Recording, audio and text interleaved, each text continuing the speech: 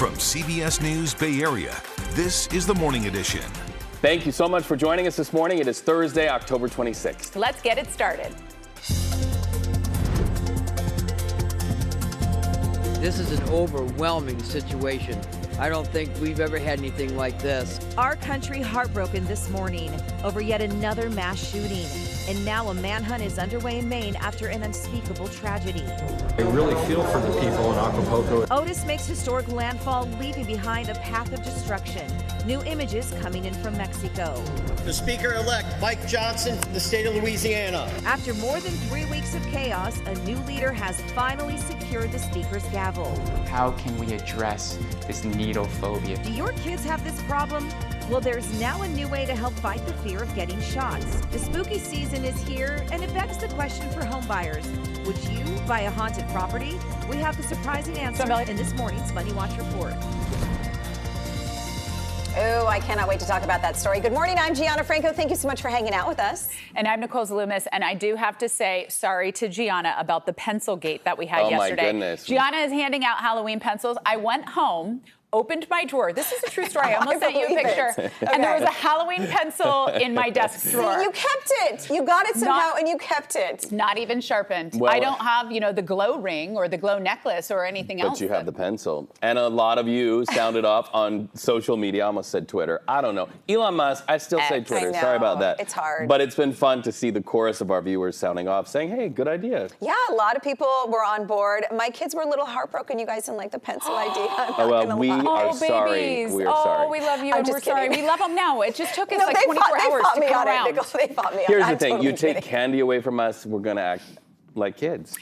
Jessica, I know you were against the pencils, but now that you've heard that Gianna's kids were a little bit heartbroken, this is going to be a tough weather for you to get through. I think that they're still sleeping right now, so I'm just going to say it. I still disagree. You got at least 30 minutes, Jessica, to disagree. Okay, well, yeah, then I 100% disagree. Pencils should not be a Halloween gift at all. Candy exclusive.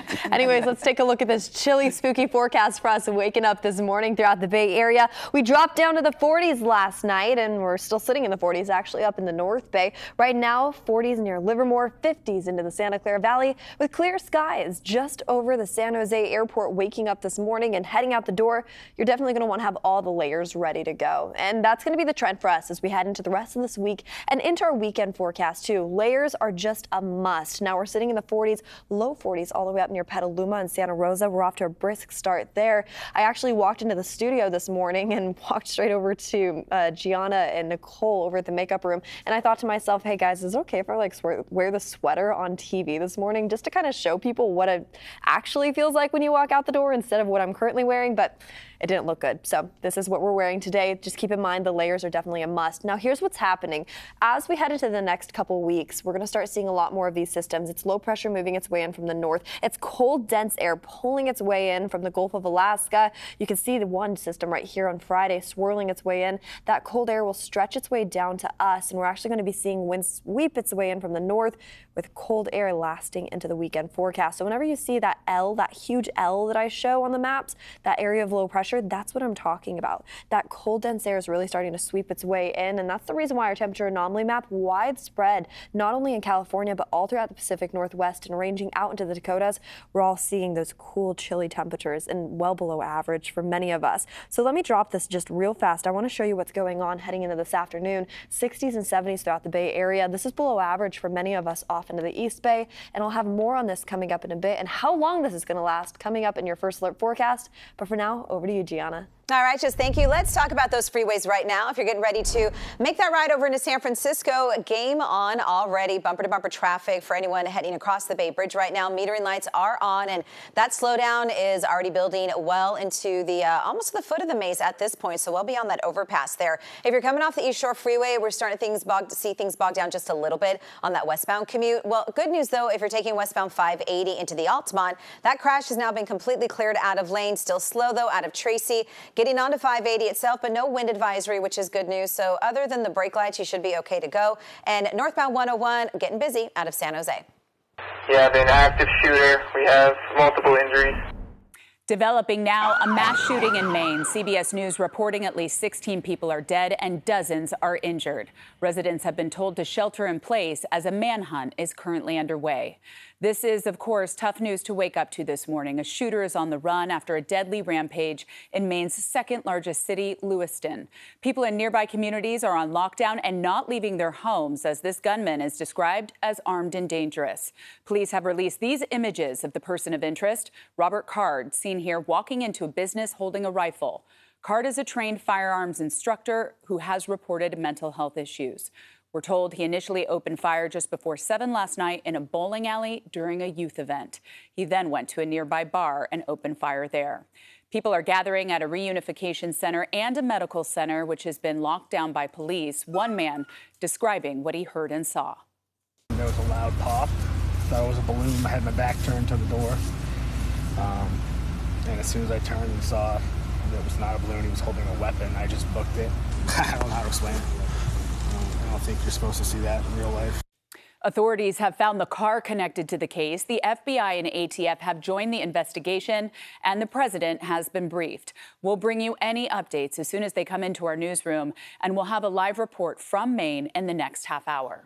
Nicole, overseas, Israel sent tanks into Gaza overnight in what they call a limited raid as Israeli Prime Minister Benjamin Netanyahu readies his nation for a full-blown ground offensive. Well, those tanks went in for what is a targeted raid, according to reporting by the Times of Israel. But for now, the larger ground offensive has not happened. And you see these photos here. 200 hostages held by Hamas as negotiations continue. This morning, there's also a chorus from several countries calling for a pause to allow humanitarian aid to get into Gaza. And, you know, money to support the war effort in the Middle East will be top of mind for the House of Representatives. After 3 weeks without a House Speaker, the GOP has finally come together to elect conservative Louisiana Congressman Mike Johnson. He got 217 votes needed to take the gavel, something that the other 3 nominees failed to do after California's Kevin McCarthy was ousted from the Speaker position. The 51-year-old faced opposition from Democrats over his anti-gay positions and Johnson's push to overturn the 2020 election. Here's the man Democrats wanted as Speaker, Hakeem Jeffries.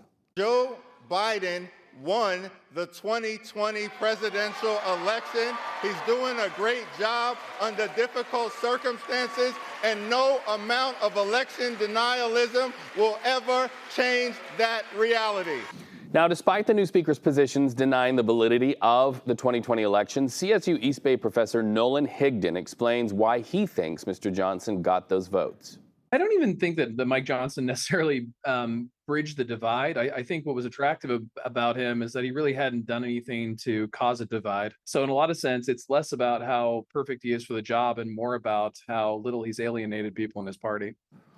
Johnson is also an evangelical Christian, former conservative radio talk show host, and is just in his 4th term in Congress.